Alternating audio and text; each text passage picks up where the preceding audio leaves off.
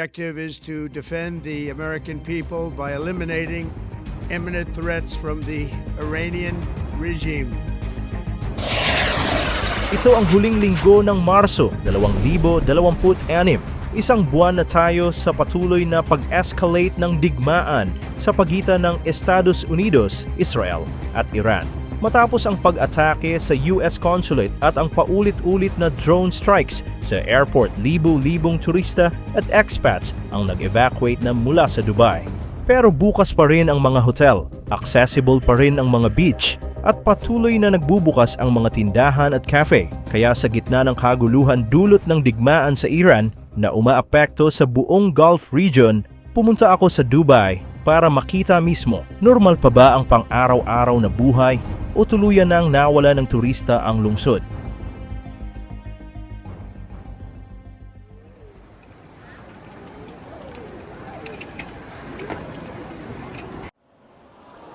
Here at Ninoy Aquino International Airport in Manila, flying Emirates to Dubai.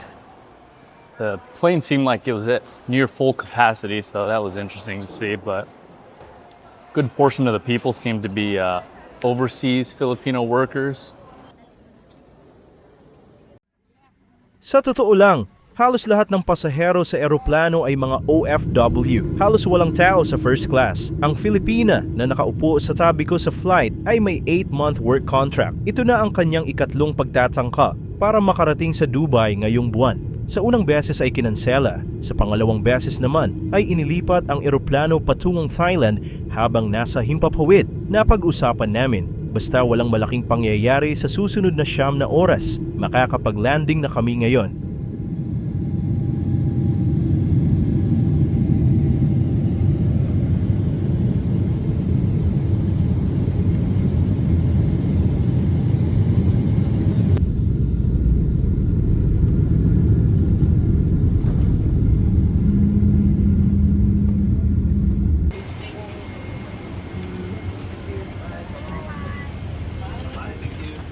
Thank you. Have a good day.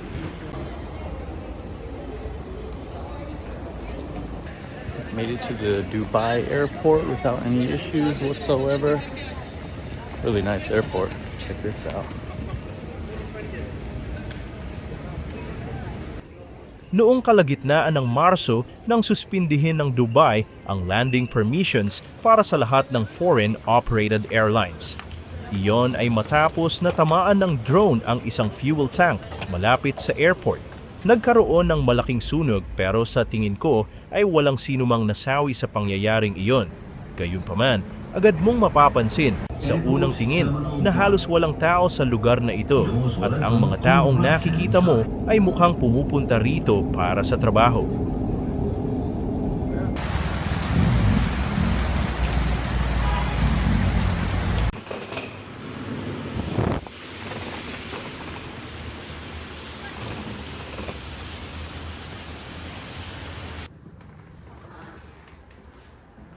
Kaya hinintay ko talaga na makarating ang eroplano bago ako mag-book ng hotel. Naisip ko kung sakaling cancelahin or i-reschedule ang flight, hindi na ako mag-aabala pa sa paghingi ng refund. Naging magandang desisyon iyon dahil noong 3rd week ng Marso, talagang bumagsak ng husto ang presyo ng mga hotel. Nakakuha ako ng place na ito sa halagang $45 kada gabi. Ika-23 palapag, may balcony na tanaw ang Dubai Marina at halos walang ipis. It's a confidence game. It's a game of chicken. He's got to bluff his way out of this. He needs to convince them he's serious. That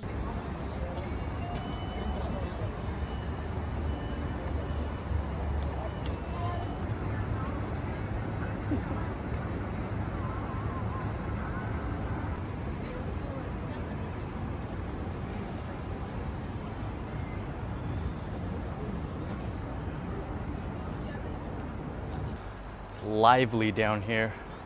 A lot of people running, riding scooters, bicycles. But given how nice the weather is, you definitely expect a lot more people. The restaurants in particular, some of them are completely empty.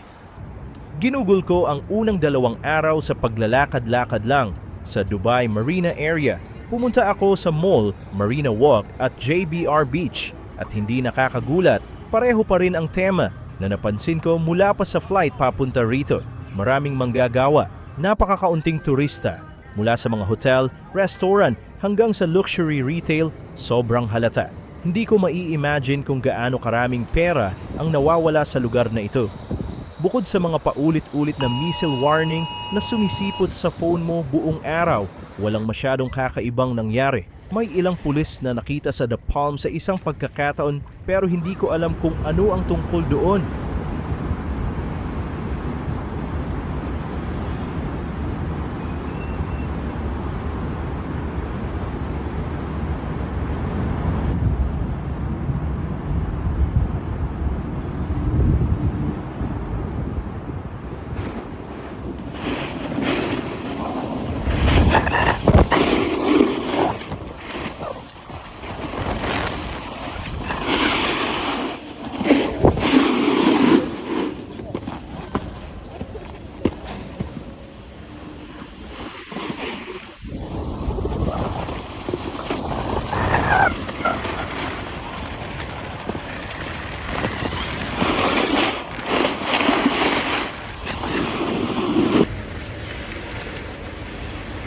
Indoor ski slopes here at the Mall of the Emirates.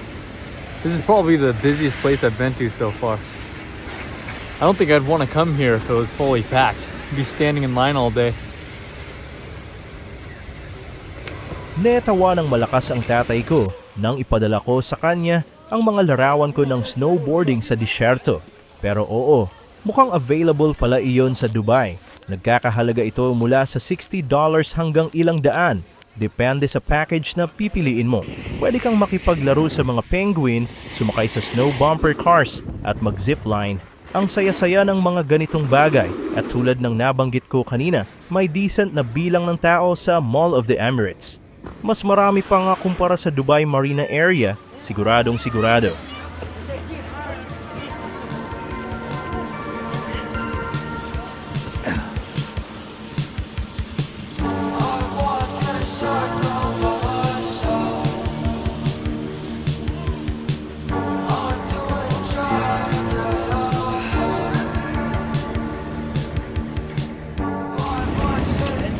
Hello. How are you? Doing good. Papunta na ako ngayon sa disyerto para sumakay ng mga ATV. Supposed to be group tour ito, pero dahil sa digmaan, halatang walang sino mang nagpakita. Okay lang sa akin, nakuha ko na ang buong malaking van para sa sarili ko lang.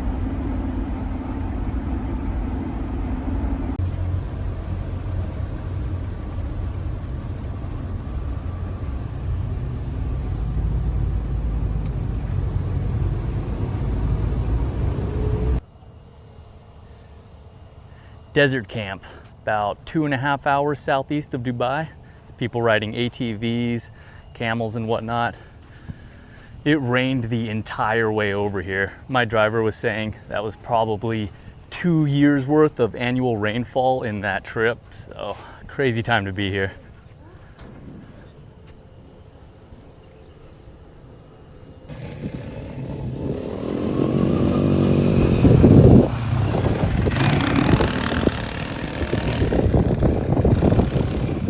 Sasabihin ko, medyo cool ang nararanasan ko dito sa UAE. Snow park isang araw, desert safari kinabukasan. Ang St. June trip na ito lalo na, mas naging masaya ng walang kasamang grupo ng tao. Isipin mo, kung may isang tao na talagang mahiyain, lahat kami kailangan mag same speed lang sa kanya. Ako at ang guide, full throttle lang kami sa mga maliit na ATV.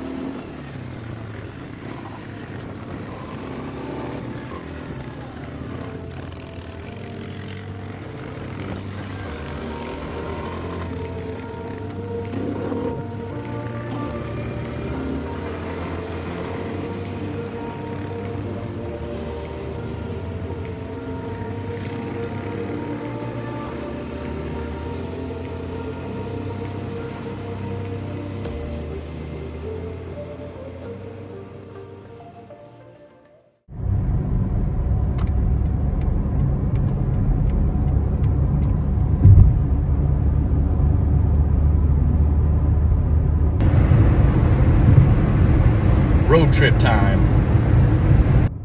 Ang video na ito ay dapat tungkol lang sa Dubai, pero talagang gusto kong makita ng maayos ang Persian Gulf bago ako umalis.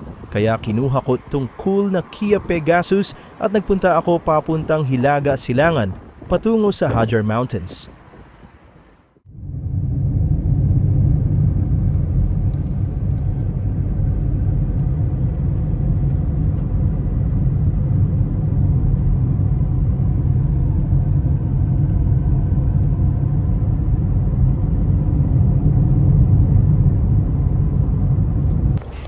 Oh, is it closed? Oh, okay. Okay, thank you.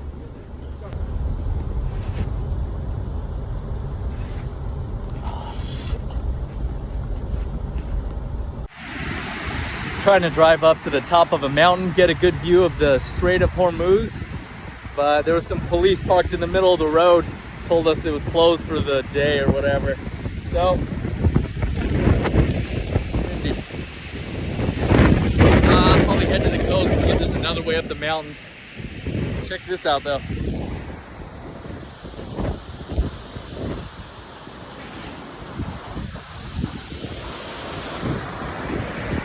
Bumaba ako sa mountain road, papunta sa highway, umikot sa kabundukan at nakarating sa kabilang Panic. Ang susunod na viewpoint na ito ay walang road access, kaya kailangan ko talagang mag-hike pataas sa isa sa mga bundok na ito para makarating doon. Naka-chinos at basketball shoes, hindi talaga ako excited dito.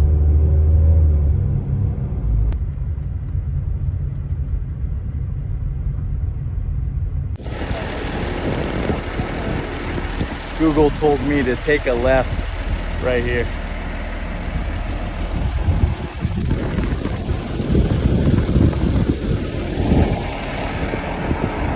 I don't think my Kia can make it. Sa tingin ko may kalsada pa rito kahapon, pero isang flash flood ang tuluyang nagpawi nito. Lucky ako na hindi ako nakarating dito ilang araw na mas maaga.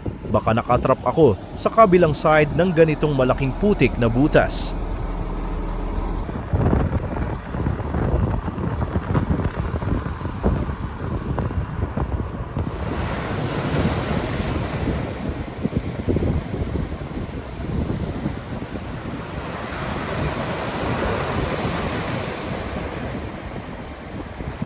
About 50 miles behind me as I ran.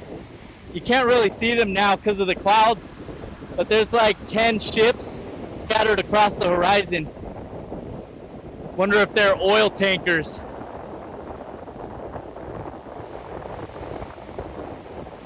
It's crazy to think about, but my dad sailed through this area in 1994 when he was in the Navy.